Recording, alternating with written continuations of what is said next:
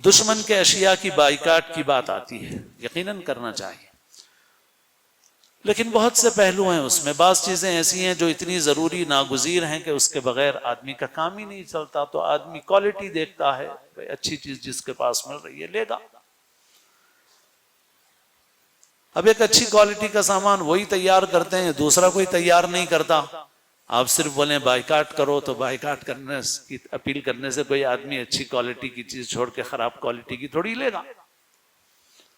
تو آپ کو جو ترقی صنعت میں کرنا چاہیے تھا وہ نہیں کی، آپ کو جو محنت کرنا چاہیے تھا آپ نے وہ محنت نہیں کی۔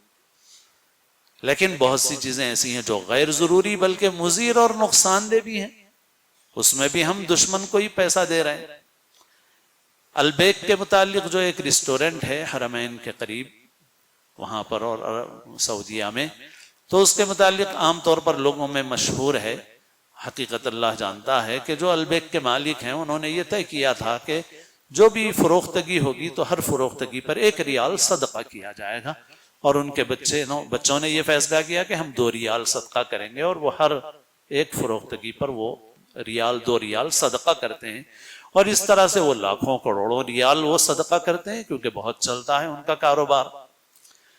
مگر میں جب وہاں جاتا ہوں تو مجھے یہ دیکھ کے بڑا افسوس ہوتا ہے کہ جو لوگ کول ڈرنکس خرید رہے ہیں، تو میں سوچتا ہوں کہ یہ تو اس سے بڑا چندہ یہودیوں کو دے رہے ہیں، ان کی کمپنیوں کا کول ڈرنک خرید رہے ہیں،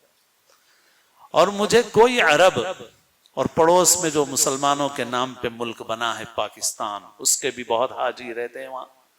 مجھے کوئی عرب کوئی پاکستانی ایک بھی ایسا نظر نہیں آتا جو البیک سے کوئی چیز لے رہا ہو بغیر کول ڈرنک کے۔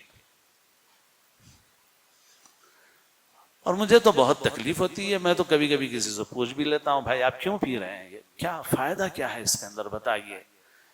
ساری ریسرچ اور تحقیقات بتاتی ہیں کہ یہ 100% نقصان دہ ہے، یہ انتہائی درجے نقصان ہے، دنیا میں بیماریوں کی بڑی وجہ ہے، یہ کیوں پی رہے ہیں آپ؟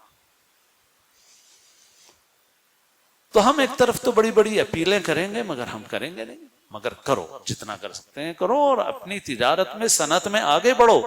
اپنا متبادل اتنا اچھا تیار کرو کہ مارکیٹ میں مقابلہ کر سکو۔